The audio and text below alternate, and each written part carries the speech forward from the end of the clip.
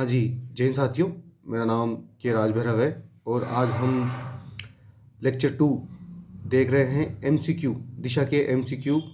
ठीक है, मेवाड़ सिसोदिया गुहिल राजवंश, उसके पार्ट 1 में बना चुका हूँ। पार्ट 1 अपन डिस्कस कर चुके हैं और अपन ने देखा था कि पार्ट 1 में अपन ने क्वेश्चन किए थे। मैंने एक वीडियो में पूरा का पूरा लेक्चर इसलिए कवर नहीं किया कि वो लेक्चर लंबा हो जाता है और आप लोग देखते नहीं हो। लेकिन अब मैं कोशिश करूँगा कि मैं एक चैप्टर को एक वीडियो में ख़त्म करूँ। जैसे इसको मैं ख़त्म कर दूंगा, फिर कच्छावा जो राजवंश है उसको मैं एक वीडियो में बढ़ाऊँगा, सिंगल वीडियो में, और सिंगल वीडियो में ख़त्म करूँगा। ठीक है, अब आप समझना दोस्तों कि अपन शुरू कर रहे हैं। ये पार्ट 2 है दिशा एमसीक्यू लेक्चर के, और ये पार्ट 2 मेवाड़ राजवंश सिसोदिया राजवंश के एमसीक्यू है। ठीक है, तो शुरू करते हैं। शिल्पशास्त्री मंडन, शिल्पशास्त्री मंडन, शिल्पशास्त्री मंडन द्वारा रचित ग्रंथ रूप मंडन। रूप मंडन का संबंध किस विषय से है? तो इसका संबंध है मूर्तिकला से। इसका संबंध है मूर्तिकला से। कांस्टेबल 2014 में ये क्वेश्चन आया था। शिल्पशास्त्री मंडन द्वारा लिखित ग्रंथ कौन सा नहीं है? तो रूप मंडन तो अपन ने पढ़ा है कि भाई ये तो है, तो ये तो नहीं होगा। तो फिर कौन सा है? तो इसका आंसर है कला मंडन। इसका आंसर क्या है? कला मंडन। इसका आंसर क्या है? कला मंडन। कौन सा नहीं है? वो है कला मंडन। प्रसाद मंडन भी है, ठीक है, और वास्तुकार मंडन भी है। तो इसका आंसर होगा फोर्थ। इसका आंसर क्या होगा? फोर्थ। ठीक है, नेक्स्ट क्वेश्चन। कौन सा ग्रंथ कुंभा की रचना नहीं है? कौन सा ग्रंथ कुंभा की रचना नहीं है? तो इसका आंसर है कला निधि। मतलब कौन कौन सी रचना कुंभा ने की है? तो रसिक प्रिया करी है, सुधा प्रबंध करी है, नृत्य रत्नकोश करी है। मंडन के पुत्र गोविंद ने कला निधि, उदार, घोरणी, द्वारिका दीपिका नामक ग्रंथों की रचना की है। कला निधि देवलियों के शिखर विधान पर केंद्रित है, जिसे शिखर रचना व शिखर के अंगों उपांगों के संबंध में कदाचित एकमात्र स्वतंत्र ग्रंथ कहा जाता है। कदाचित एकमात्र स्वतंत्र ग्रंथ कहा जाता है। आयुर्वेद के रूप में गोविंद की रचना सार समुच्चय में विभिन्न व्याधियों के निदान एवं उपचार की विधियां दी गई है। किस किस राजा किस राजा को अभिनव भट्टाचार्य, हिंदू सुल्तान, छाप गुरु, रायन एवं दान गुरु की उपाधियों से जाना जाता है? तो वो है कुंभा, राणा कुंभा। वो कौन है? राणा कुंभा। कांस्टेबल में आया हुआ है। महाराणा कुंभा को प्राप्त उपाधियां। महाराणा कुंभा को अभिनव भट्टाचार्य भी कहा गया है। ठीक है, नव्य भारत, संगीत के क्षेत्र में कुंभा के विपुल ज्ञान के कारण प्रदान की गई उपाधियां। नाट्य शास्त्र का अच्छा ज्ञाता होने के कारण महाराणा कुंभा को नव्य भारत कहा गया है। याद रखना, नव्य भारत भी कहा गया है और अभिनव भट्टाचार्य। ठीक है, संगीत के क्षेत्र में उपाधियां प्राप्त है नव्य भारत। हाल गुरु गिरी दुर्गों का स्वामी होने के कारण प्रदान की गई है। राजगुरु भी कहा गया है। राजाओं की शिक्षा देने की क्षमता होने के कारण। तोडरमल कुंभा को हर्षे अश्वपति, यानी अश्व मतलब घोड़ा, हस्तिश गजपति मतलब हाथी, नरेश पैदल सेना का अधिपति उन्हें कहलाए हैं। नाटक राज का कर्ता, नाट्य शास्त्र के ज्ञाता होने के कारण कहलाए हैं। राणव रासो विद्वानों का आश्रयदाता होने के कारण कुंभा को प्रदान की गई उपाधि है। हिंदू सुल्तान, समकालीन मुस्लिम शासकों द्वारा हिंदूपति बादशाह की यह उपाधि प्रदान की गई है। शैल गुरु, शस्त्र या भाला का उपयोग सिखाने वाला। नंदीकेशवर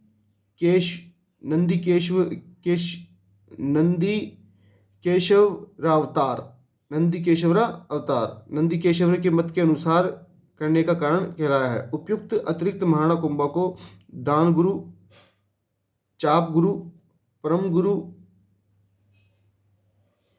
सुर गुरमाणी और निरुंशक यानी निर्भय आदि की उपाधि दी गई है। Next question. राजगुरु, दानगुरु, हालगुरु, परम गुरु नामक उपाधि किसे दी गई है? तो राणा कुंभा को दी गई है। निम्न में से कौन सा शासक अभिनव भट्टाचार्य के नाम से प्रसिद्ध है? तो यह है कुंभा। ठीक है, संगीत का ज्ञान होने के कारण कुंभा को उपाधि दी गई है अभिनव भट्टाचार्य की। अभिनव भट्टाचार्य की अपने पढ़ा था ना भी यहाँ पे, कौन सी उपाधि? अभिनव भट्टाचार्य। ये देखो, अभिनव भट्टाचार्य। कौन सा विद्वान कुंभा के दरबार में नहीं था?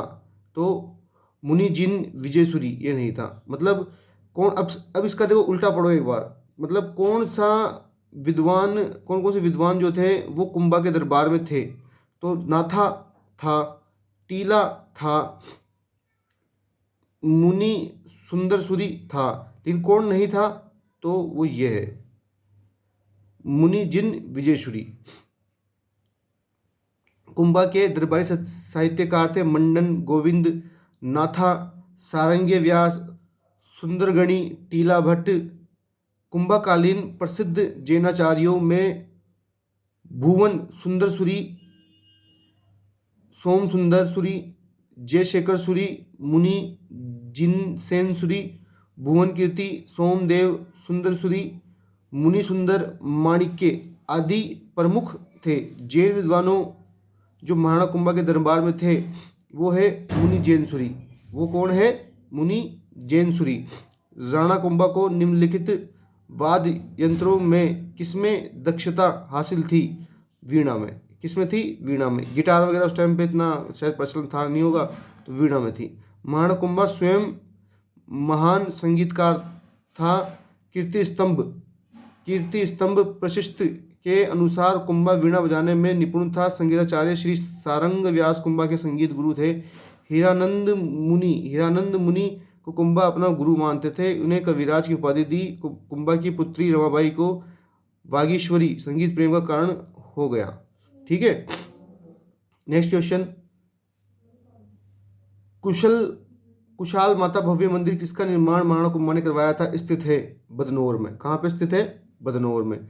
महाराणा कुंभा, बदनौर कहाँ पर है भाई साहब? भीलवाड़ा में। कहाँ पर है? भीलवाड़ा में। कहाँ पर है? भीलवाड़ा में। तो बदनौर का जो मंदिर है वो भीलवाड़ा में है। और कुशाल माता का मंदिर बनवाया था, जिसे बेराट माता का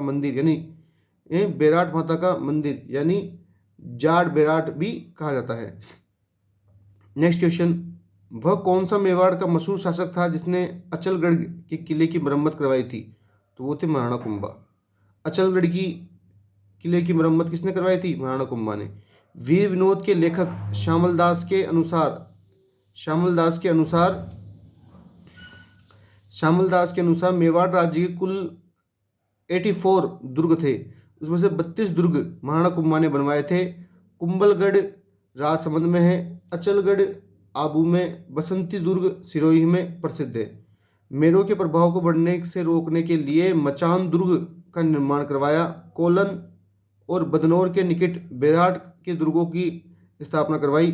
बहुमठ का दुर्ग बनाकर भीलों की शक्ति को निमंत्रित किया। कुंभा ने कई जर्जर दुर्गों का जीर्णोद्धार करवाया। इसी कारण कुंभा को राजस्थानी वास्तुकला का जनक भी कहा जाता है। ठीक है साहब, नेक्स्ट क्वेश्चन। राजस्थान वास्तुकला का जनक किसे कहा जाता है? तो राजस्थानी वास्तुकला का जनक कुंभा को कहा जाता है। निम्न में से कौन सा दुर्ग कुंभा द्वारा निर्मित नहीं है? तो बसंती मचान दुर्ग भाई साहब करवाया था, बसंती करवाया था, कुंभलगढ़ करवाया था, गागरोन नहीं करवाया। तो गागरोन नहीं करवाया, कौन सा था? गागरोन नहीं करवाया, कौन सा था? गागरोन। ठीक है, वह प्रसिद्ध राजपूत राजा कौन था जिसने राजस्थान के सर्वाधिक दुर्गों का जीर्णोद्धार और निर्माण करवाया? तो वो था कुंभा, महाराणा कुंभा। ठीक है दोस्तों, राणा कुंभा द्वारा निर्मित अचलगढ़ का किला किस स्थान पर स्थित है? तो माउंट आबू। कहाँ पर है माउंट आबू? सिरोही में। महाराणा कुंभा को कितने किलों का निर्माण का श्रेय दिया जाता है? 32 का। कितने का? 32 का। चित्तौड़गढ़ के विजय स्तंभ का निर्माण किसने करवाया था? महाराणा कुंभा ने। ठीक है, विजय स्तंभ भगवान विष्णु को समर्पित। विजय स्तंभ किसके बारे में? भगवान विष्णु के बारे में। 122 फीट ऊंचे 9 मंजिला इस स्तंभ का निर्माण महाराणा कुंभा द्वारा मालवा सुल्तान महमूद खिलजी सारंगपुर युद्ध की विजय की स्मृति में करवाया था 1440 से 1448 के बीच में। ठीक है, इसको प्रशस्तियों में कीर्ति स्तंभ भी कहा जाता है। क्या कहा जाता है? कीर्ति स्तंभ। इस स्तंभ की तीसरी मंजिल पर अरबी में 9 बार अल्लाह खुदा हुआ है। क्या खुदा हुआ है? अल्लाह खुदा हुआ है। इसका निर्माण कार्य जेता तथा उसके पुत्र नामा, पोमा तथा पूजा के निर्देशन में करवाया गया था। कीर्ति स्तंभ प्रशस्त का प्रशस्तिकार कवि अत्रि था। जेम्स टोड ने जेम्स टोड ने कुतुब मीनार से श्रेष्ठ इमारत माना। इसे भारतीय मूर्तिकला का विश्वकोश भी कहा जाता है। क्या कहा जाता है? भारतीय मूर्तिकला का विश्वकोश भी कहा जाता है। विजय स्तंभ पर 15 अगस्त 1949 को 1 रुपये का डाक टिकट जारी किया गया था। क्या किया गया था? विजय स्तंभ पर 15 अगस्त 1949 को 1 रुपये का डाक टिकट जारी किया गया था। ठीक है दोस्तों। नेक्स्ट क्वेश्चन, चित्तौड़गढ़ के विजय स्तंभ के बारे में निम्नलिखित तथ्यों में से कौन सा तथ्य सही है? यह प्रसिद्ध है कि इसे महाराणा कुंभा ने बनवाया था। बिल्कुल महाराणा कुंभा ने ही बनवाया था, बिल्कुल सही बात है, इस बात से कोई दो राय नहीं है, महाराणा कुंभा ने ही बनवाया था। ठीक है दोस्तों, सही है पहला। इसकी कुल 11 मंजिल है? नहीं साहब, इसकी कुल 11 मंजिल नहीं है, ये गलत है। इसमें जेता की मूर्ति उत्कीर्ण है, तो ये भी सही है, यानी 1 और 3, तो ये हो जाएगा। कुंभा द्वारा निर्मित कीर्ति स्तंभ कितनी मंजिलों का है? कुंभा द्वारा निर्मित कीर्ति स्तंभ 9 मंजिलों का है। ठीक है, 11 मंजिल नहीं है, 9 मंजिल। चित्तौड़गढ़ स्थित विजय स्तंभ पर पहला स्मारक डाक टिकट कब जारी किया गया था? तो 1949 में।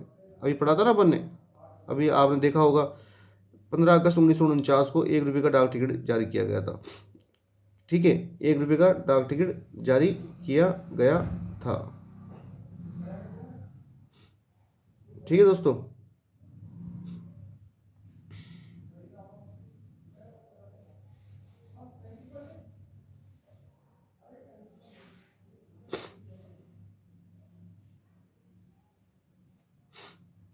ठीक है, नेक्स्ट क्वेश्चन, 9 मंजिल के विशाल कीर्ति स्तंभ को राणा कुंभा ने अपने किस उपास्य देव को समर्पित किया है? विष्णु भगवान को। ठीक है, ध्यान रखना, विष्णु भगवान को।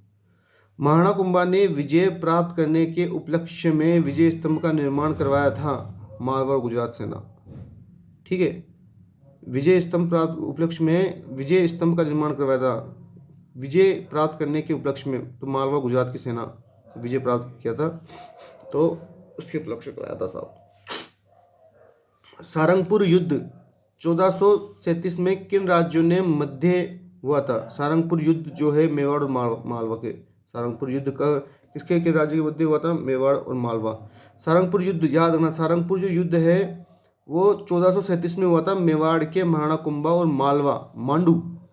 ठीक है, महाराणा कुंभा एवं मालवा मांडू, महाराणा कुंभा और मांडू के सुल्तान महमूद खिलजी के, मेवाड़ के महाराणा कुंभा और मांडू के सुल्तान महमूद खिलजी के बीच में हुआ था। कुंभा की इसमें विजय हुई।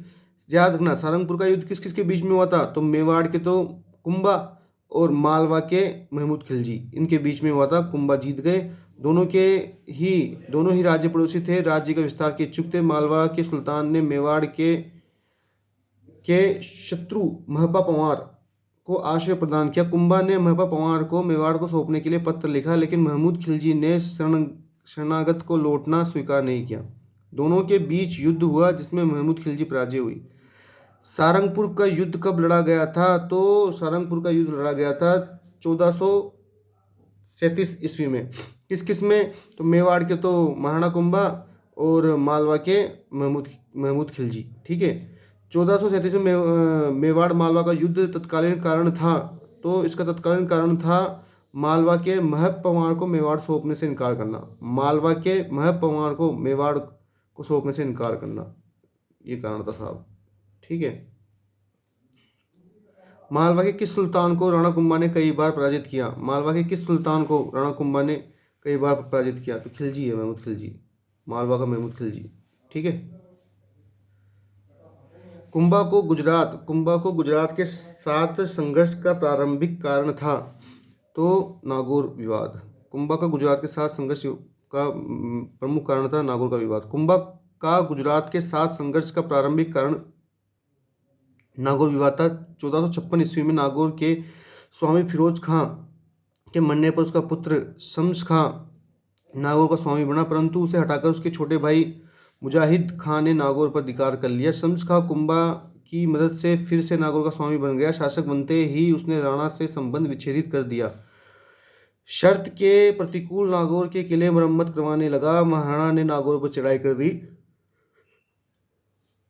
और शम्स खां गुजरात के सुल्तान की सहायता से महाराणा कुंभा की सेना का मुकाबला करने लगा, परंतु उसकी सेना हार गई और नागौर पर मेवाड़ का अधिकार स्थापित हो गया।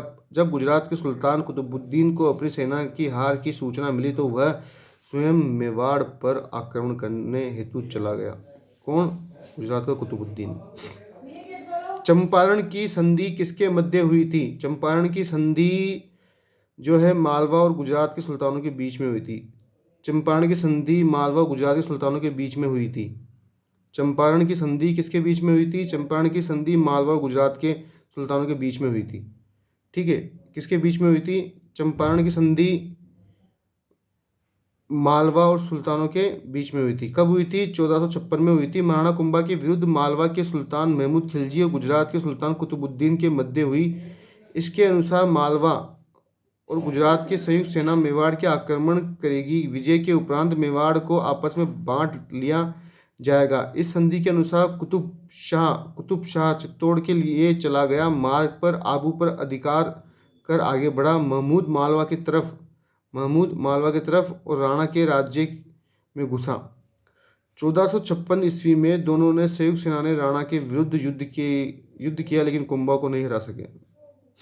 ठीक है, नेक्स्ट क्वेश्चन। राजस्थान के कौन से शासक को विद्वानों ने हिंदूपत कहा? हिंदूपत कहा है सांगा को, राणा सांगा को। महाराणा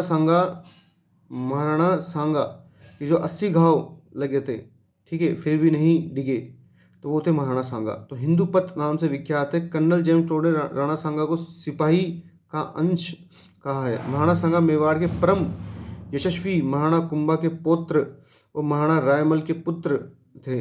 रायमल के पुत्र और कुंभा के पोते थे। 12 अप्रैल 1482 को राज्याभिषेक, जन्म जो है 12 अप्रैल 1482 को हुआ। राज्याभिषेक 24 मई 1509 को हुआ। अजमेर के करमचंद पवार ने सांगा को उनके बड़े भाइयों से बचाकर अज्ञातवास में रखा तथा राज्याभिषेक से पूर्व तक सांगा के आश्रयदाता बने रहे। महाराणा सांगा ने इब्राहिम लोदी को किस युद्ध में हराया था? तो खातौली के युद्ध में। खातौली का युद्ध कहाँ है? खातौली पर पहले बात तो खातौली जो है वो पीपलदा तहसील कोटा में है। 1517 में राणा सांगा और इब्राहिम लोदी के मध्य ये युद्ध हुआ खातौली का, और राणा सांगा विजय हुए, किंतु लंगड़ा हो गए, यानी उनके पैर में चोट लग गई थी। इब्राहिम लोदी के पुत्र को बंदी बना लिया गया। मेवाड़ के शासकों में किसने इब्राहिम लोदी को खातौली के युद्ध में पराजित किया? तो वो थे महाराणा सांगा। खातौली का युद्ध लड़ा गया था इब्राहिम लोदी और सांगा के बीच में, महाराणा सांगा के बीच में। खातौली के युद्ध के विषय में निम्नलिखित में कौन सा असत्य है? यह युद्ध सांगा और इब्राहिम लोदी के बीच में हुआ, सही है, बिल्कुल इनके बीच में हुआ था साहब। खातौली और मेवाड़ सीमा पर स्थित सामरिक महत्व का स्थल था। इस युद्ध में सांगा इब्राहिम लोदी के पुत्रों को बंदी बना लिया, सही है। महाराणा सांगा इस युद्ध में लंगड़ा हो गया, सही है। आंसर होगा ये, आंसर क्या होगा? 2। महाराणा सांगा ने जिन अफगानों को शरण दी वे थे महमूद लोदी और हसन खां। बाबर से पराजित होने के बाद कुछ अफगान सेनापति जैसे हसन खां मेवाती महाराणा सांगा की शरण में आ गए। किस युद्ध में मेवाड़ के महाराणा सांगा ने बाबर की सेना को हराया? किस युद्ध में मेवाड़ के महाराणा सांगा ने बाबर की सेना को हराया? तो वो था बयाना का युद्ध। किस युद्ध में मेवाड़ के महाराणा सांगा ने बाबर की सेना को हराया? तो वो था बयाना का युद्ध। 16 फरवरी 1527 को सांगा ने बाबर की सेना को बयाना दुर्ग पर कब्जा कर लिया। बाबर ने इस हार का बदला लेने के लिए सांगा को पुनः आक्रमण हेतु कूच किया। बयाना की विजय के बाद सांगा ने सीकरी जाने का सीधा मार्ग छोड़कर भुसावर होकर सीकरी जाने का मार्ग पकड़ा। वह भुसावर में लगभग 1 माह ठहरा रहा, लेकिन इससे बाबर को खानवा के मैदान में उपयुक्त स्थान पर पड़ाव डालने व उचित सैन्य संचालन का समय मिल गया। राणा सांगा बाबर के मध्य खानवा का युद्ध कब लड़ा गया था? तो खानवा का युद्ध लड़ा गया था 1527 को। खानवा का युद्ध 17 मार्च 1527 को, इतना याद रखना, 1527 को। ठीक है, खानवा का युद्ध लड़ा गया था। और खरतौली का युद्ध कब लड़ा गया था? तो याद रखना, खरतौली का युद्ध हुआ था 1517 को, और उसके 10 साल बाद 1527 को लड़ा गया था सांगा और बाबर के बीच में खानवा का युद्ध। 17 मार्च 1527 को खानवा के मैदान में 17 मार्च 1527 को खानवा के मैदान में राणा सांगा और बाबर के बीच में युद्ध हुआ। खानवा के युद्ध में आधुनिक भरतपुर जिले रूप तहसील में हुआ। खानवा कहाँ पर है? खानवा है भरतपुर की तहसील, ठीक है, भरतपुर की रूपवास तहसील है, वहाँ पे हुआ था। खानवा के युद्ध में राणा की सेना अफगान सुल्तान महमूद लोदी। खानवा के युद्ध में राणा सेना में तो अफगान सुल्तान महमूद लोदी, मेव शासक हसन खां मेवाती, मारवाड़ के राव गंगापुत्र मालदेव, बीकानेर के राव जेतसी का पुत्र कुंवर कल्याणमल, आमेर के राजा पृथ्वीराज, ईडर का राजा भारमल, मेड़ता का रायमल राठौड़, रायसीन का सरहदी तंवर अंतिम समय का समर्थन वापस लिया। अच्छा, रायसीन का जो सरहदी तंवर है उसने अंतिम समय में समर्थन वापस लिया। चंदेरी का मेदनी रॉय, नागौर का खाना जादा, सिरोही का अखेर राज, वांगड़ डूंगरपुर का रावल उदय सिंह, सलमपुर का रावत रतन सिंह, वीरमदेव मेड़तिया, देवलिया का रावत भाग सिंह, नरबधहाड़ा वीर सिंह देवत, गोकुल का दास परमार, झाला आजा का आदि सम्मिलित थे। राणा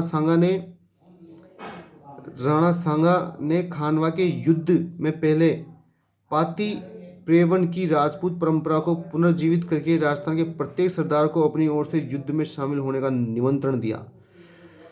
सांगा अंतिम हिंदू राजा थे जिनके सेनापतित्व में जब राजपूत जातियां विदेशियों को भारत से निकालने के लिए सम्मिलित हुई थी। वाह! निम्न में से कौन से राजपूत सरदार खानवा के युद्ध में बाबर के विरुद्ध राणा सांगा के पक्ष में लड़े थे? तो वो युद्ध था कौन राजपूत सरदार लड़े थे? तो भारमल लड़ा था और मेड़तिया लड़ा था। बीका नहीं लड़ा, राणा लूणकर्ण भी नहीं लड़ा। ठीक है, भारमल और वीरमदेव मेड़तिया। खानवा के युद्ध में राणा सांगा के पक्ष में लड़े थे और वो थे हसन खां भी थे, मालदेव भी था, मेदनी रॉय भी था, महमूद लोदी भी था। चारों थे साहब। हाँ, ये रहा आंसर, चारों। खानवा के युद्ध में किन निम्नलिखित राजपूत मुस्लिम योद्धाओं के बाबर के विरुद्ध महाराणा सांगा के पक्ष में भाग लिया था? राजपूत मुस्लिम योद्धाओं ने बाबर के विरुद्ध महाराणा सांगा के पक्ष में लिया था। ठीक है, तो रावल उदय सिंह, गोकुलदास परमार, हसन खां मेवाती लिया था साहब, हसन खां मेवाती था। महमूद लोदी भी था। ठीक है, ये दो तो थे, तो 1 और 3 होना चाहिए आंसर। देखते दिखा, ये रहा भाई, ये चारों ही थे क्या? अच्छा, उदय सिंह भी था, गोकुलदास परमार भी था। ठीक है, निम्नलिखित में से कौन सा युद्ध महाराणा सांगा और बाबर के मध्य हुआ था? तो वो था खानवा का। बीकानेर के शासकों में से किसने खानवा के युद्ध में राणा सांगा की ओर से भाग लिया? ठीक है, राव कल्याणमल। बीकानेर के शासक थे राव कल्याणमल। ठीक है, राव कल्याणमल। राणा सांगा के उस सहयोगी का नाम बताइए जिसने खानवा के युद्ध में नाजुक पड़ाव पर अपना समर्थन वापस ले लिया? तंवर, सलहदी तंवर। रावत जग्गा रावत भाग किस शासक के सरदार थे? वो थे राणा सांगा। निम्नलिखित के मारवाड़ी शासक के खानवा के युद्ध में महाराणा सांगा को सहायता प्रदान की थी, वो कौन थे? तो वो थे राव गंगा। खानवा के युद्ध 1527 में हुआ था और राव गंगा ने अपने पुत्र राव मालदेव इनके नेतृत्व में 4000 सैनिक भेजकर राणा सांगा की मदद की थी। खानवा में बाबर के विरुद्ध सांगा की सहायता के लिए किसके नेतृत्व में मारवाड़ी सेना भेजी गई? तो वो थे मालदेव। मारवाड़ से तो कौन आया था भाई साहब? मालदेव। ठीक है। किस राजपूत किस राजपूत सरदार किस राजपूत सरदार ने खानवा के युद्ध में राणा सांगा के घायल हो जाने के बाद उनका राज चिन्ह धारण करके युद्ध जारी रखा? झालाजा। खानवा के युद्ध में राणा सांगा के सिर पर एक तीर लग गया। राणा सांगा के सिर पर एक तीर लग गया, तो तीर लगने से वो मूर्छित हो गए और झाला अज्जा को सब राज चिन्हों के साथ महाराणा के हाथी पर सवार किया गया। उसकी अध्यक्षता में सारी सेना लड़ने की लगी। झाला अज्जा ने इस युद्ध में संचालन में अपने प्राण दे दिए। थोड़ी ही देर में महाराणा के न होने की खबर सेना में फैलने से सेना का मनोबल टूट गया और बाबर की जीत हुई। खानवा के युद्ध में सांगा की पराजय का मुख्य कारण था बाबर के सैन्य व्यवस्था वो उसकी तुलगमा पद्धति। बाबर की जो सैन्य व्यवस्था थी उसकी तुलगमा पद्धति। खानवा के युद्ध में सांगा की पराजय का मुख्य कारण था महाराणा सांगा के प्रथम विजय के बाद तुरंत ही युद्ध न करके बाबर की तैयारी करने का समय देना।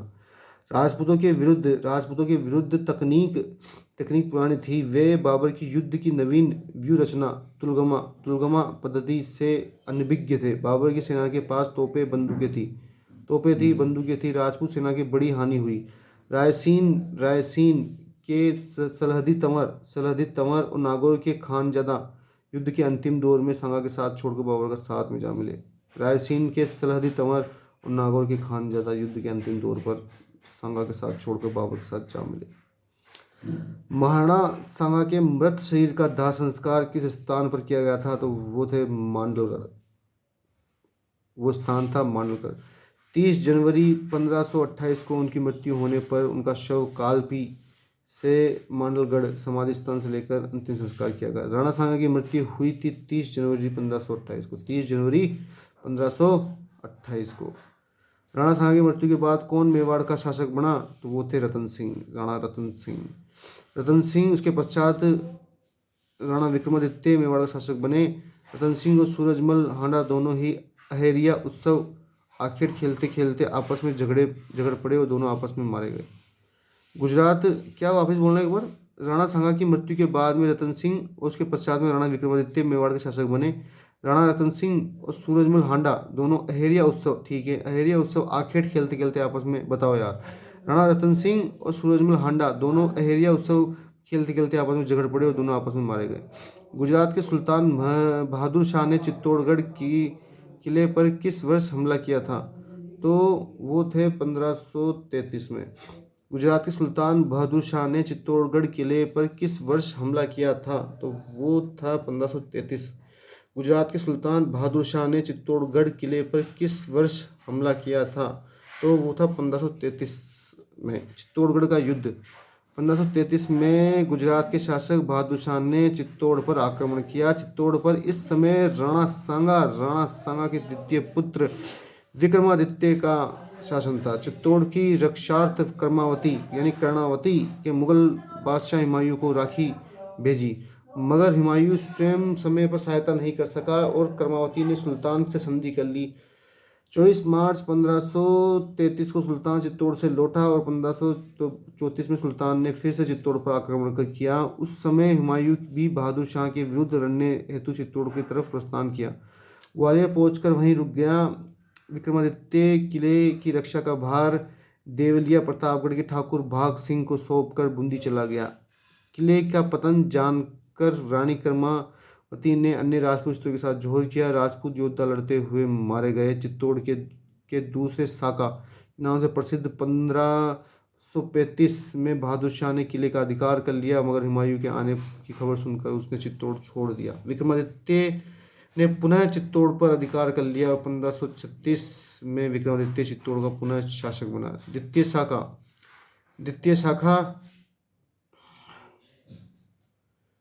द्वितीय शाखा के समय चित्तौड़गढ़ पर किसने आक्रमण किया था? तो वो था बहादुर शाह। नेक्स्ट क्वेश्चन, चित्तौड़ पर द्वितीय शाखा में किस रानी ने जोहर किया था? तो वो थी रानी कर्मावती। अक्टूबर 1567 1567 में अकबर द्वारा चित्तौड़ के दुर्ग के घेराव के समय मेवाड़ का राणा था उदय सिंह। कौन था? उदय सिंह। उदय सिंह के शासनकाल में अकबर ने चित्तौड़ पर आक्रमण किया। और उदय सिंह मांडू के सुल्तान बाज बहादुर को ऐसे शरण दी जब अकबर उससे शासन छीनने की कोशिश कर रहा था। अकबर ने चित्तौड़ पर आक्रमण किया 1567 में। 12 अक्टूबर 1567 को उदय सिंह ने मांडू के सुल्तान बाज बहादुर को ऐसे समय शरण दी जब अकबर उसके शासन छीनने की कोशिश कर रहा था। उदय सिंह चित्तौड़ का भार जैमल और पत्ता पर छोड़ स्वयं उदयपुर में मोर्चा लगाया। अकबर का चित्तौड़ घेरा काफी लंबा चला, लेकिन बदकिस्मती से एक दिन रात को दीवार की मरम्मत करते समय जैमल अकबर की संग्राम नामक बंदूक की गोली से मारा गया। जैमल और पत्ता की वीरता पर मुग्ध होकर अकबर ने आगरा जाने पर हाथियों पर चढ़ी हुई उनकी पाषाण की मूर्तियां बनवाई, यानी पत्थर की मूर्तियां बनवाई और खड़ी करवाई। 25 फरवरी 1568 में अकबर का चित्तौड़ पर अधिकार हो गया। चित्तौड़ का दुर्ग का तृतीय शाखा था। ठीक है, नेक्स्ट क्वेश्चन, अकबर के चित्तौड़ के दुर्ग पर अधिकार कब किया? तो अकबर ने 1568 में 25 फरवरी 1568 को अधिकार किया। किस किले को जीतने का क्रम अकबर का जैमल पत्ता और के प्रबल प्रतिरोध का सामना करना पड़ा? चित्तौड़गढ़ का तीसरा शाखा कब हुआ? 1567। मेवाड़ के उस महाराणा का नाम उल्लेख कीजिए जिसने मालवा के शासक के बाज बहादुर को शरण प्रदान की थी। तो वो थे उदय सिंह। ठीक है, महाराणा उदय सिंह, आंसर 1। महाराणा प्रताप की जन्मस्थली थी कुंभलगढ़। उदय सिंह की रानी जयवंती बाई पाली के नरेश अखेराज सोनगरा की पुत्री थी। कोख से महाराणा प्रताप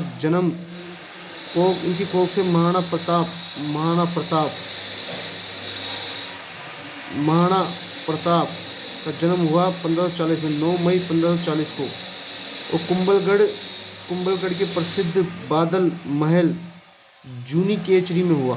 इनके बचपन का नाम था कीका। क्या था? कीका। शासक बनने से पहले कीका के नाम से जाना जाता था? वो थे महाराणा प्रताप। महाराणा प्रताप का जन्म हुआ था 1540 को। कब हुआ था? 9 मई 1540 को। महाराणा प्रताप का राज्याभिषेक हुआ था गोकुंदा में। कहाँ हुआ था? गोकुंदा में। हल्दी घाटी के युद्ध के पश्चात मानसिंह ने अपनी सेना का पड़ाव डाला था। महाराणा उदय सिंह के अग्नि संस्कार के पश्चात महाराणा प्रताप का राजतिलक गोकुंदा के महादेव बावड़ी पर राणा प्रताप 32 वर्ष की आयु में 28 फरवरी 1572 को राज्याभिषेक किया गया, जहां आज एक छोटी छतरी बनी हुई है। ज्ञातव्य कि महाराणा प्रताप विधिवत राजतिलक कुंभलगढ़ में हुआ। महाराणा प्रताप ने किस वर्ष मेवाड़ राज्य की राजगद्दी संभाली? तो वो थे 1572। ठीक है, अकबर द्वारा महाराणा प्रताप से बातचीत हेतु भेजे गए दूतों का सही कालक्रम क्या है? तो सबसे पहले तो जलाल खां भेजा गया था। सबसे पहले कौन भेजा गया? जलाल खां, फिर मान सिंह, फिर भगवंत दास, ठीक है, फिर टोडरमल। मान सिंह का बाप था भगवंत दास। ठीक है, तो सबसे पहले मान सिंह गया था। ठीक है, जलाल खां, फिर मान सिंह, फिर भगवंत दास। कौन कौन होते? देखो एक बार वापस से इनको याद करो। देखो ये याद करो, क्योंकि ये जो क्वेश्चन है ये कम से कम भी नहीं तो 50 बार पूछा गया है।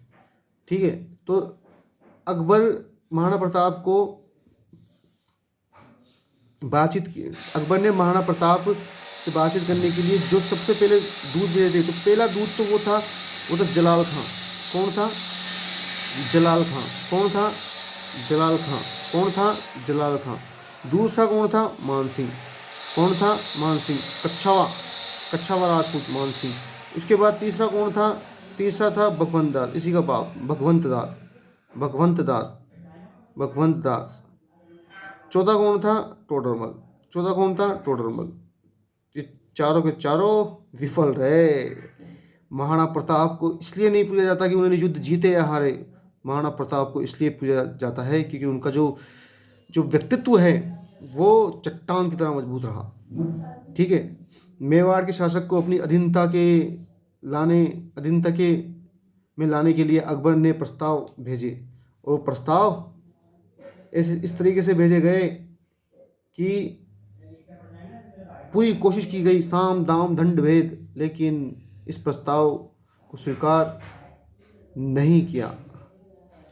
ठीक है। कि तभी बोलते हैं कि भागु नाही भड़ मिले, न मिले न तपरे ताप, अणगिण माही ए जने कि जब जन्मियो वो मेवाड़ी प्रताप, जब जन्मियो वो मेवाड़ी प्रताप। ठीक है दोस्तों।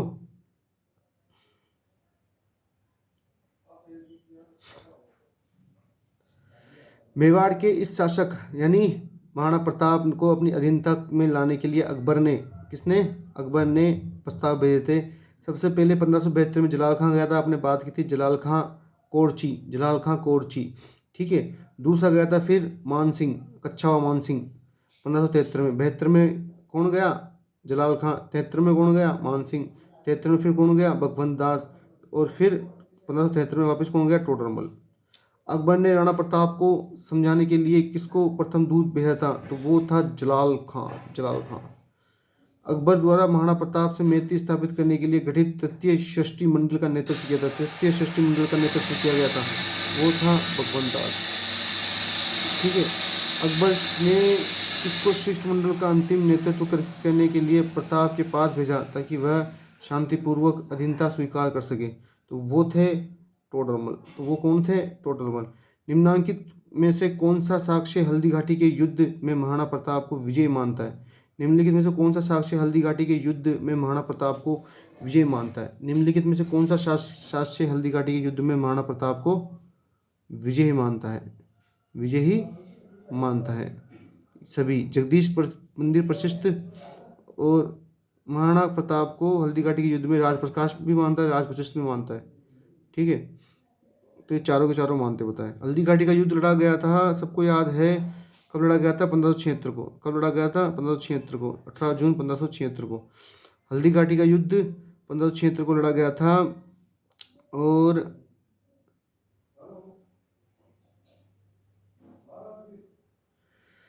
इस युद्ध में हल्दी घाटी के दर्रे से के बाहर बनास नदी के निकट खमनोर का गांव था, राजसमंद में। यह युद्ध प्रताप की पराजय हुई और परंतु वह बंदी नहीं बनाए जा सके। लेकिन राजस्थान सरकार द्वारा यह दावा किया जाता है कि हल्दी घाटी के युद्ध में अकबर की नहीं वरण महाराणा प्रताप की विजय हुई। इसके पीछे सरकार ने राजस्थान विद्यापीठ विश्वविद्यालय उदयपुर में मीरा महाविद्यालय प्रोफेसर इतिहासकार डॉक्टर चंद्रशेखर शर्मा का शोध का हवाला दिया है। उसके अनुसार युद्ध के बाद अगले 1 साल तक महाराणा प्रताप ने हल्दी घाटी के आपस के गांवों की जमीनें के पट्टे तामपत्र के रूप में जारी किए। जमीनों के पट्टे जारी करने के अधिकार केवल राजा का था। इस युद्ध का वर्णन एकमात्र उपस्थित इतिहासकार बदायूनी मुंतखब उत त्वारिख में किया गया है। हल्दी घाटी के युद्ध में किसने किसे हराया? अकबर ने राणा प्रताप को हराया। हालांकि अकबर खुद तो आया नहीं था लड़ने के लिए, लेकिन ऐसा बोला जाता है क्योंकि मानसिंह उसकी तरफ से लड़ा था। हल्दी घाटी के युद्ध में विस्तृत जानकारी अब्दुल कादिर बदायूनी किस ग्रंथ में रचना की है? मुंतखब उत त्वारिख बदायूनी। याद रखना, इतना लंबा अब्दुल कादिर बदायूनी याद रखने की जरूरत नहीं, सिर्फ बदायूनी याद रखना। बदायूनी ने कौन से ग्रंथ में इसकी जानकारी दी है? तो मुंतखब उत त्वारिख। ठीक है। नेक्स्ट क्वेश्चन, वीर विनोद के अनुसार हल्दी घाटी युद्ध में मुगल सेना की संख्या कितनी थी? मुगल सेना की संख्या थी 80,000। वीर विनोद के उल्लेख में मेवाड़ के ख्यात के अनुसार मानसिंह के अधीन 80,000 सैनिक थे और प्रताप के पास 20,000 सैनिक थे। नैणसी के अनुसार मानसिंह के पास 40,000 सैनिक थे और प्रताप के पास 9-10,000 सैनिक थे। युद्ध में उपस्थित इतिहासकार बदायूनी के अनुसार मानसिंह की सेना के पास 5,000 सैनिक थे और प्रताप की सेना के पास में 3,000 घुड़सवार थे। ठीक है। तो ये अलग अलग है। कौन से राजपूत सरदार हल्दी घाटी के युद्ध में राणा प्रताप के पक्ष में लड़े थे? तो राम सिंह तंवर, राम शाह बीदा झाला और रावत कृष्णदास चूड़ावत। ठीक है। हल्दी घाटी के युद्ध में महाराणा प्रताप की सेना का जनरल था, महाराणा प्रताप की सेना का जनरल था प्रताप। ठीक है। प्रताप की सेना कमांडर मुस्लिम सेनापति हकीम खां सूरी था। हरावल भाग नेतृत्व सलूम्बर के चूड़ावत कृष्णदास, ग्वालियर राजा राम शाह तोमर, उसके 3 पुत्र शालीवान, भवानी सिंह, प्रताप सिंह, सादरी झाला बीदा, सरदारगढ़ का भीम सिंह, देवगढ़ का रावत सांगा, झाला मान सिंह, भील नेता पूंजा भील और चंदावल भाग का नेतृत्व किया। पुरोहित गोपीनाथ चारण जैसा, जयमल मेड़तिया और प्रताप के चंदावल दस्ते में शामिल थे। अकबर की सेना का जनरल था हासफ का। अकबर की सेना के कमांडर था मुगल सूबेदार मान सिंह। जगन्नाथ कच्छावा, माधो सिंह कच्छावा, राणा प्रताप के भाई जगमाल, शक्ति सिंह व सगर। मुगल सेना में हरावल सेना का सबसे आगे वाला भाग नेतृत्व सैयद हासिम कर खां नेतृत्व जो है सैयद हासिम कर रहा था। उसके साथ मोहम्मद बादक्षी रफ़ी, इतने नाम इतने टफ है इनके। उसके साथ मोहम्मद बादक्षी, राजा जगन्नाथ और आसफ खां थे। हल्दी घाटी के युद्ध में मुगल सम्राट अकबर की सेना का नेतृत्व किसने किया था? तो मान सिंह ने। ठीक है। कच्छावा राजपूत मान सिंह, जयपुर का, आमेर का कच्छावा। ठीक है। हल्दी घाटी के युद्ध में महाराणा प्रताप की सेना में हरावल का नेतृत्व कौन कर रहा था? तो वो था हकीम का सूरी। हल्दी घाटी के युद्ध में महाराणा प्रताप की सेना में हरावल मतलब सेना का पार्ट होता है। हरावल के नेतृत्व कौन करता? आगे का हिस्सा, जैसे ये है, देखो समझो ध्यान से। जैसे मान लो ये इधर जो है अकबर की सेना है, मान सिंह की सेना है, और ये सेना ऐसे,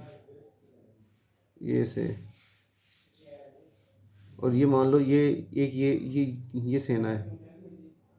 ठीक है। ये राणा प्रताप की सेना है। तो आगे की जो हरावल की जो सेना है, हरावल की सेना, उसका नेतृत्व कौन कर रहा था? उसका नेतृत्व कर रहा था हकीम खां सूरी। हल्दी घाटी के युद्ध में महाराणा प्रताप की भील सेना का कमांडर था राणा पूंजा। कौन था? राणा पूंजा। कौन हल्दी घाटी के युद्ध में महाराणा प्रताप के चंदावल दस्ते में शामिल थे? तो ये थे पुरोहित गोपीनाथ। ठीक है। राणा पूंजा हाँ थे। जयमल मेहता थे। हकीम खां चारण जैसा थे। ठीक है साहब। कृष्णदास चूड़ावत नहीं थे। ठीक है। हल्दी घाटी का युद्ध किस विद्वान ने खमनोर का युद्ध कहा? खमनोर का युद्ध कहने वाला था अबुल फजल। हल्दी घाटी के जो उपनाम थे, हाथी युद्ध भी कहा, अबुल फजल ने खमनोर का युद्ध कहा, बदायूं ने गोकुंदा का युद्ध कहा, कर्नल जेम्स टोड ने मेवाड़ के इतिहास को थर्मोपोली कहा। क्या कहा? थर्मोपोली। हल्दी घाटी का युद्ध जो था, अबुल फजल ने खमनोर का युद्ध कहा, बदायूं ने गोकुंदा का युद्ध कहा और टोड ने थर्मोपोली का युद्ध कहा। हल्दी घाटी के युद्ध को कर्नल टोड ने किस नाम से संबोधित किया? तो वो था मेवाड़ का थर्मोपोली। ठीक है। टोड ने। हल्दी घाटी के युद्ध को बदायूनी ने किस नाम से संबोधित किया? बदायूनी ने गोकुंदा का युद्ध। ध्यान रखना, बदायूनी ने गोकुंदा कहा, अबुल फजल ने जो है खमनोर का कहा। खमनोर अबुल फजल ने कहा था। ठीक है। महाराणा प्रताप का हाथी का नाम था राम प्रसाद। मेरे मामा जी का नाम भी राम प्रसाद है। हल्दी घाटी के युद्ध में प्रमुख हाथी थे। महाराणा प्रताप के हाथी का नाम राम प्रसाद था। मान सिंह के हाथी का नाम मर्दाना था। अकबर के हाथी का नाम हवाई था। अन्य प्रसिद्ध हाथी लूणा, गजमुक्त, गजराज, रणमादर, खांडेराव, चक्रवाप। हल्दी घाटी के युद्ध में मुगल और महाराणा के सैनिक के साथ दोनों पक्षों के जिन हाथियों में बहुत वीरता दिखाई, वो थे लूणा, राम प्रसाद, गजमुक्त, गजराज और रणमदार हाथियों में किस युद्ध में भाग लिया? हल्दी घाटी के युद्ध में। किस स्थान को हल्दी घाटी के युद्ध के पश्चात महाराणा प्रताप के सर्वाधिक समय के लिए राजधानी बनाया गया? तो वो था गोकुंदा नहीं, चावंड। किस स्थान को हल्दी घाटी युद्ध के पश्चात महाराणा प्रताप ने सर्वाधिक समय के लिए राजधानी बनाया? तो वो थे चावंड। हल्दी घाटी युद्ध के पश्चात 1585 में अपने स्थायी जीवन का आरंभ चावंड चामुंडी नदी के पूर्वी किनारे स्थित मेवाड़ की नई राजधानी स्थापित करके किया। उन्होंने चावंड को लूणा से विजित कर अपने अधीन किया। उनके जीवनकाल 12 वर्ष तक वह मेवाड़ की राजधानी रहा। उसके उत्तराधिकारी महाराणा अमर सिंह के राजकाज में प्रारंभिक 16 वर्ष तक चावंड में बीते। चावंड 28 साल मेवाड़ की राजधानी रहा। मेवाड़ प्रताप ने अपनी नवीन राजधानी चावंड में कब स्थापित की? तो वो थे 1585। चावंड महाराणा प्रताप को कितने वर्षों तक राजधानी रही?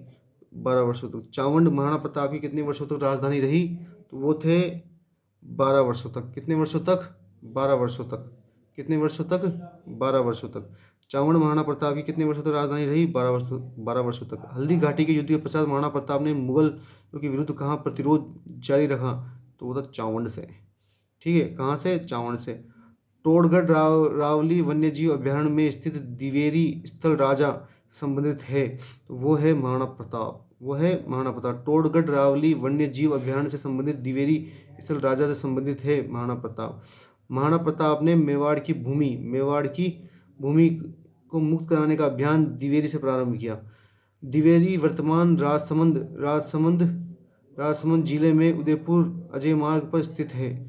मुगलों द्वारा इन घाटियों में स्थापित 4 थानों छावनियां देवल, डूंगरपुर, घाटिया, देबारी और देसूरी पाली में दिवेरी अजमेर में सर्वाधिक महत्वपूर्ण था। दिवेरी के शाही थाने का मुख्तार सम्राट अकबर का काका सरिया सुल्तान खान दिवेरी की जीत के बाद महाराणा प्रताप की चावंड में अपना निवास स्थान बनाया। महाराणा प्रताप ने कितने वर्षों का शासन किया? महाराणा प्रताप ने 24 वर्षों तक शासन किया। महाराणा प्रताप सिंह 28 फरवरी 1572 में मेवाड़ के शासक बने। 19 जनवरी 1593 को प्रताप धनुष की प्रत्यंचा चढ़ाते हुए घायल हो गए। 57 वर्ष की आयु में चावंड में देहांत हो गया। चावंड के कुछ दूर बारडोली गांव के निकट महाराणा का अग्नि संस्कार हुआ, जहां उनकी छतरी बनी हुई है। दिवेरी का युद्ध किन किन के मध्य हुआ था? दिवेरी का युद्ध प्रताप और मुगल किलेदार सुल्तान खां के मध्य हुआ था। दिवेरी कहाँ पर है? राजसमंद में है। तो मेवाड़ का मैराथन युद्ध भी इसे कहा जाता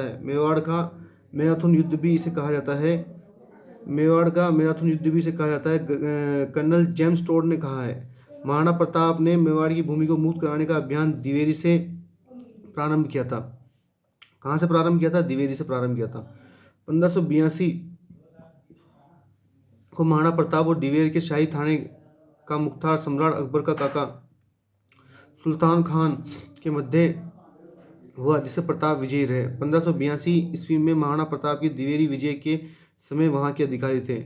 1582 में महाराणा प्रताप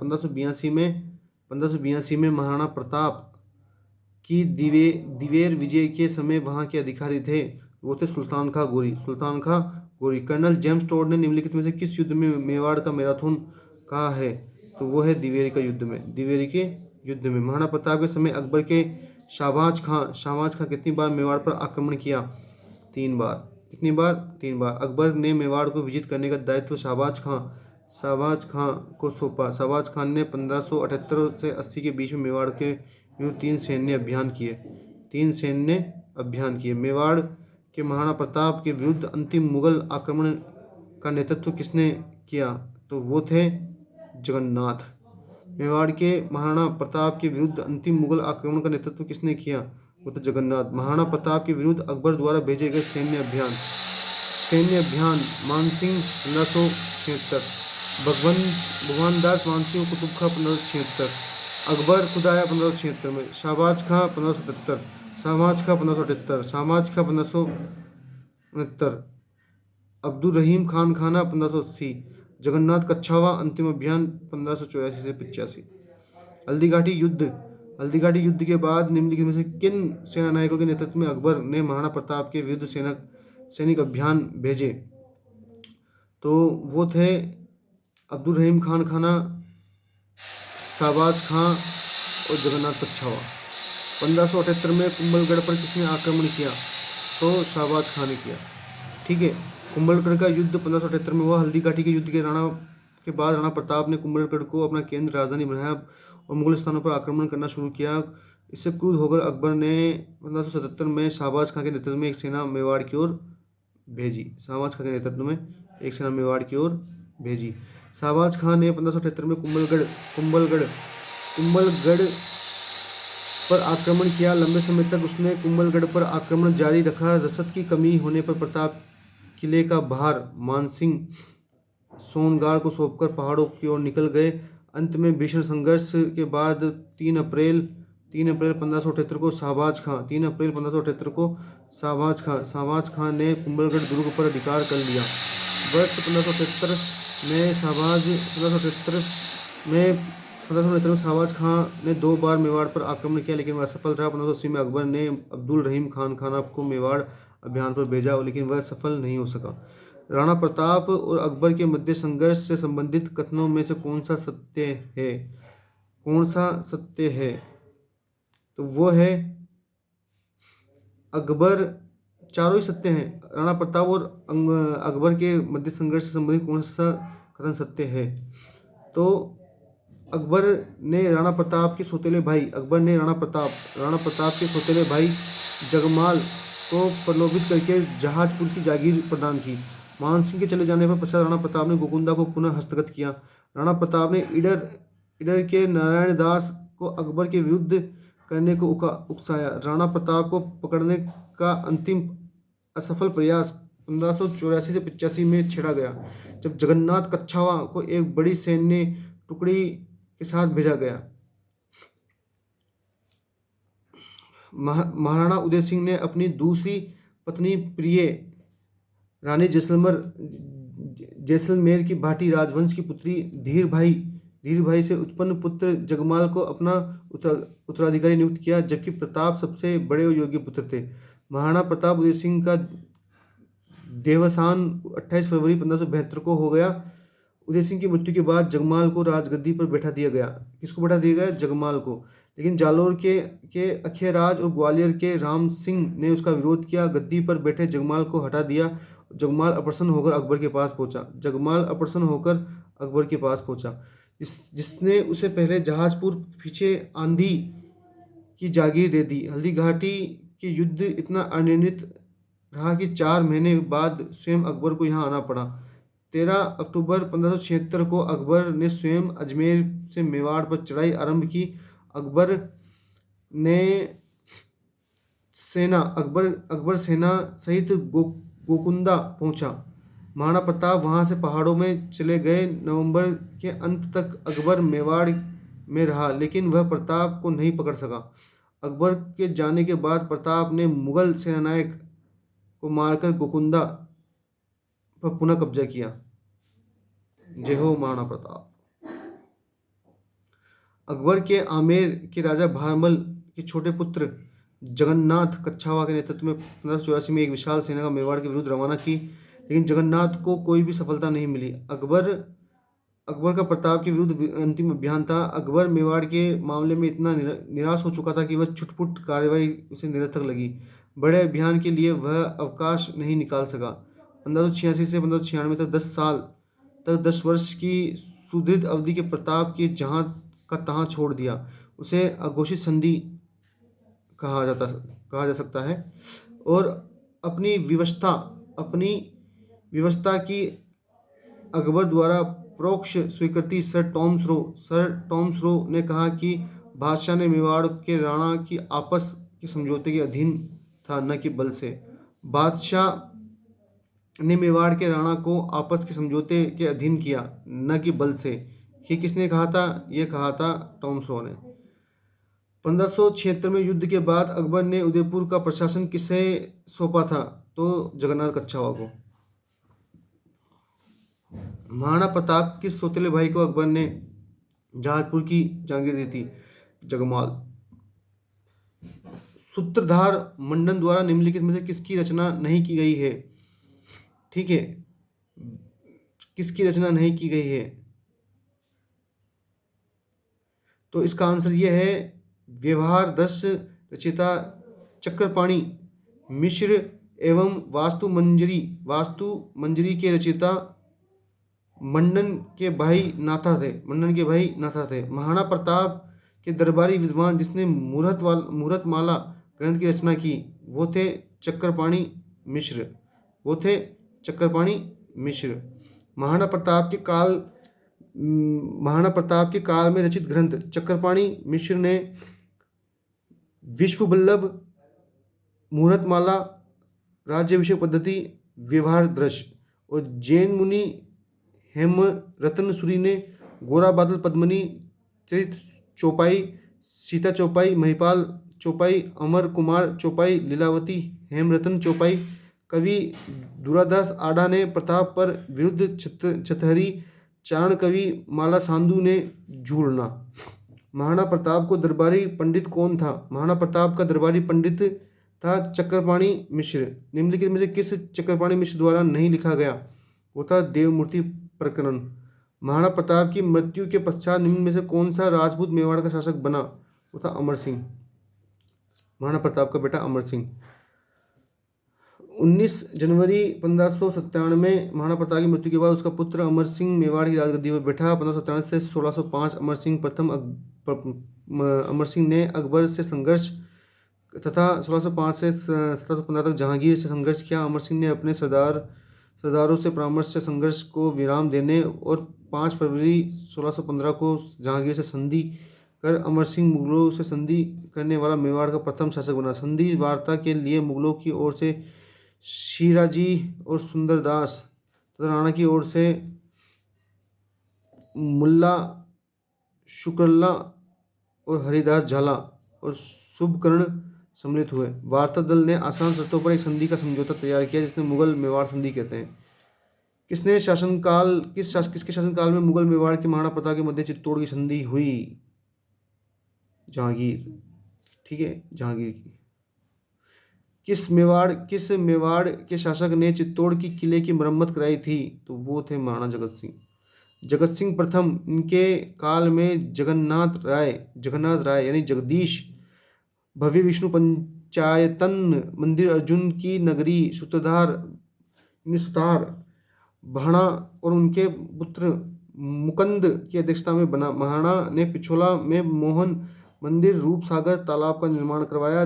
जग मंदिर में जनाना महल आदि बनवा करके उसका नाम अपने नाम से जग मंदिर रखा। उन्होंने चित्तौड़ दुर्ग की मरम्मत करवा करके अपने वंश गौरव प्रतीक को बचाए रखने की ख्याति अर्जित की।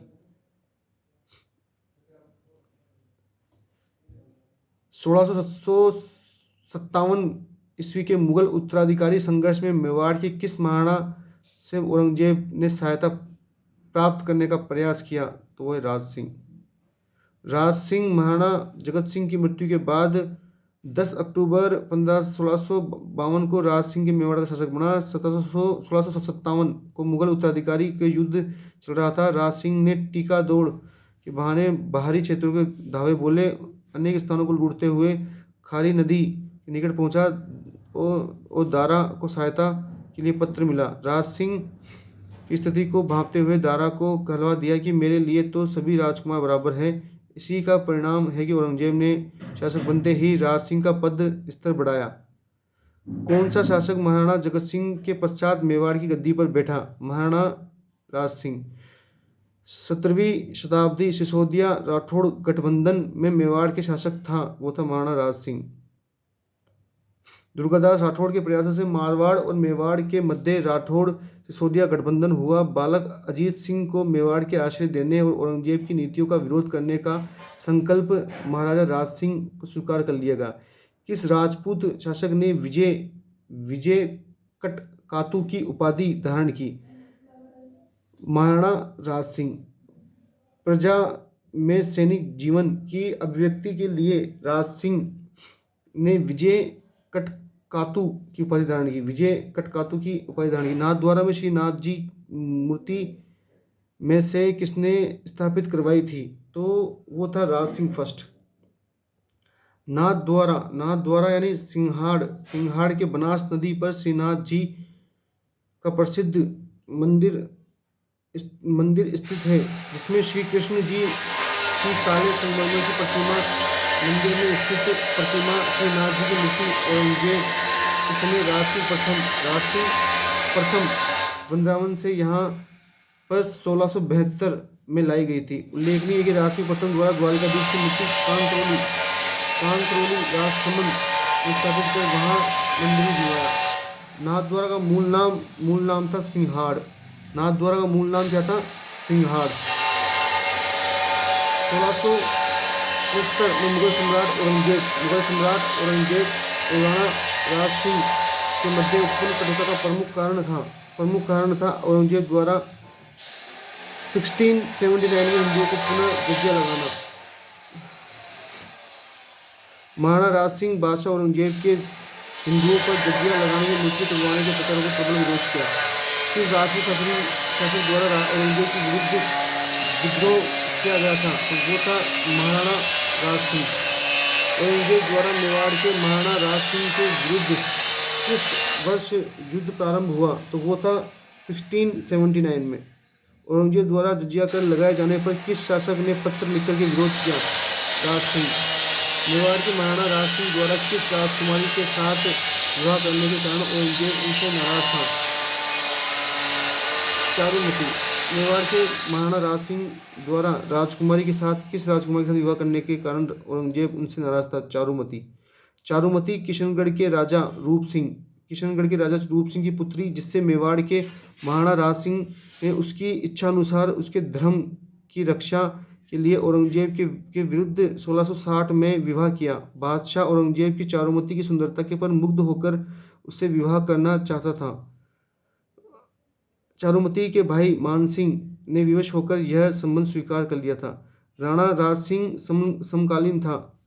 मेवाड़ के शासक राज सिंह मुगल बादशाह शाहजहां औरंगजेब दोनों के समकालीन था। राज सिंह ने 1653 में शाहजहां से मिला। औरंगजेब के शासनकाल में उसकी मृत्यु हो गई। शाहजहां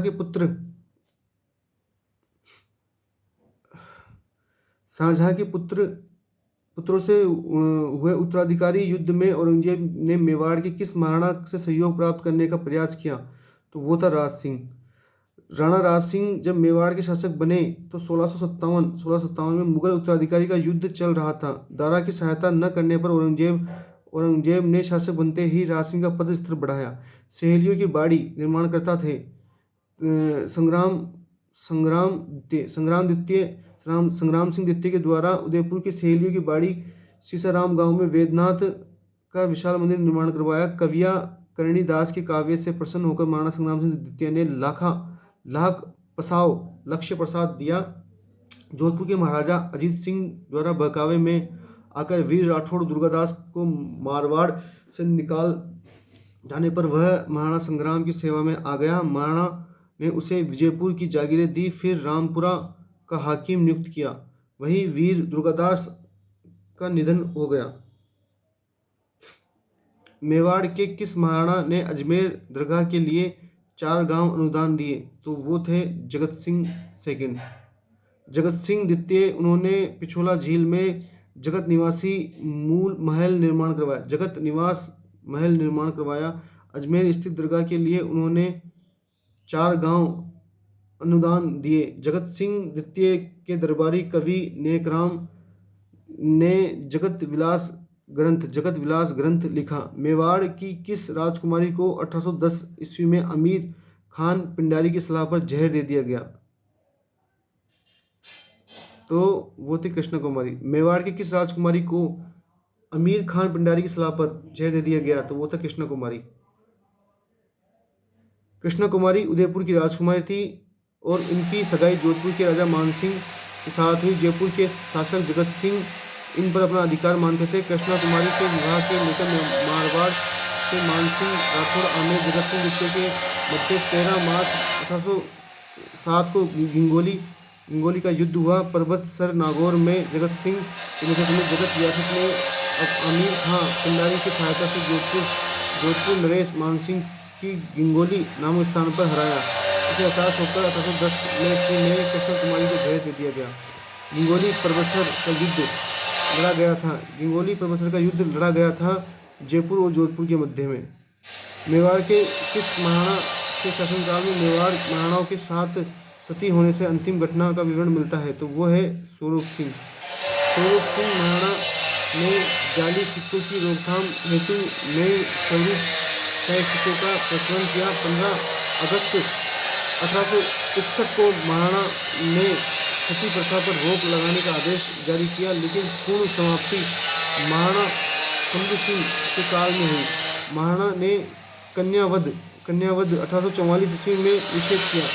दाकड़ प्रथा को 1873 में समाप्त किया। अन्य समाधि प्रथा पर रोक लगाई। 1857 का प्रथम संग्राम दिल्ली महाराणा के काल में लड़ा गया था। स्वरूप सिंह के काल में इनकी मृत्यु पर इनकी एक पासवान एंजाबाई सती हुई थी। इसी राज परिवार में सती होने की अंतिम घटना थी। मेवाड़ के शासक ने स्वयं को दीवान कहा है, वह एक लिंगनाथ जी का दीवान। मेवाड़ के शासक जो है स्वयं को दीवान कहते हैं, एक लिंगनाथ जी का दीवान, यानी भगवान शंकर शिव जी। कुल देवता एक नाथ जी, मेवाड़ के शासक स्वयं को इनका दीवान कहते हैं। कुल देवी बाण माता, राजवाक्य दृढ़ राखे धर्म को तिहे राखे करतार, राजध्वज उगता सूरज धनुष बाण। डूंगरपुर राज्य में गुहिल राजवंश का संस्थापक कौन है? तो वो है सामंत सिंह।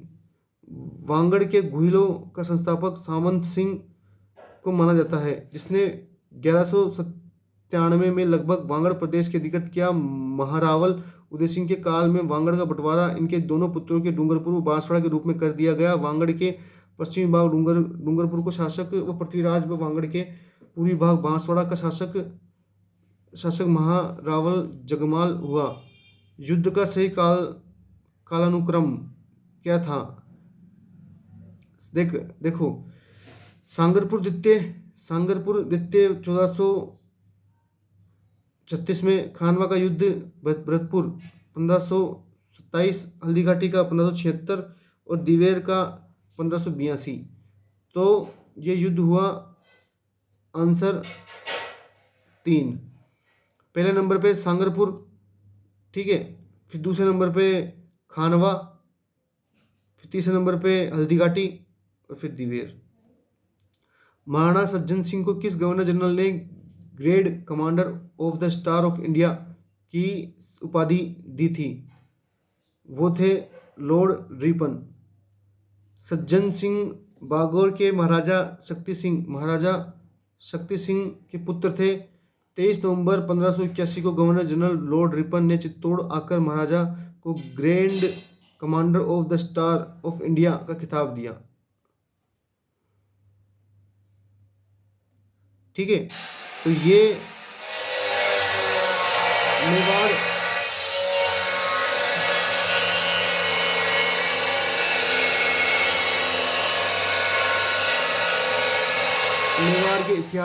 मेवाड़ के इतिहास का यानी गुहिल और सिसोदिया राजवंश के MCQ अपने कंप्लीट कर लिए हैं और बहुत सा शोर वापस मैं दे रहा होगा।